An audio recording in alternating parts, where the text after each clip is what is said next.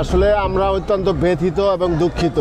নারায়ণগঞ্জের মানুষ উদ্বিগ্ন আছে, কারণ এই সরকার আইনের কোনো তোয়াক্কা না করে যেভাবে বিরোধী দলের নেতাকর্মীদের উপরে স্টিম রুলার চালাচ্ছে, তারই অংশ হিসাবে একটি মিথ্যা মামলায় উনাকে গত 12-5 তারিখে ঢাকাতে আত্মসমর্পণ করে সেই মামলায় তার জামিন বাতিল করে জেল হাজতে প্রেরণ করার পরে আজকে হাইকোর্টের ডিরেকশন নিয়ে উনি ওই কোর্টে গিয়েছিলেন। তাকে জেল হাজতে নেওয়ার পরে নারায়ণগঞ্জের আজকে 2500-এর একটি মামলা, যেই মামলাটা সম্পূর্ণ রাজনৈতিক।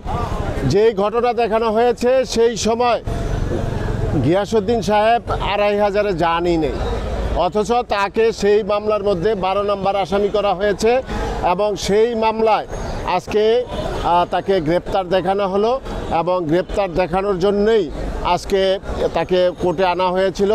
আমরা আজকে আদালতে তার গ্রেপ্তার দেখানোর পরে আমরা জামিনের আবেদন করেছিলাম।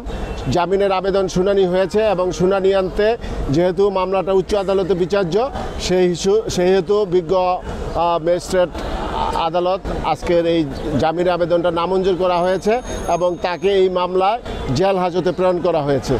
আমি একটা বিষয় বলতে চাই যে গিয়াসউদ্দিন সাহেব অত্যন্ত বয়স্ক লোক এবং তার বয়স 77 বছর এবং সে শারীরিকভাবে অসুস্থ এবং একজন মুক্তিযোদ্ধা, বীর মুক্তিযোদ্ধা, সাবেক এমপি।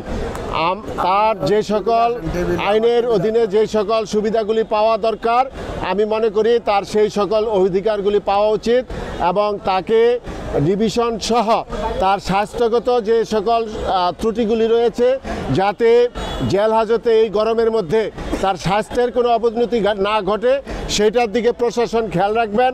এবং আমাদের বক্তব্য হলো যে তার বিরুদ্ধে যে সকল রাজনৈতিক মামলা রয়েছে, সকল মামলায় যাতে থানাগুলো দ্রুত তাকে গ্রেপ্তার করা হয়।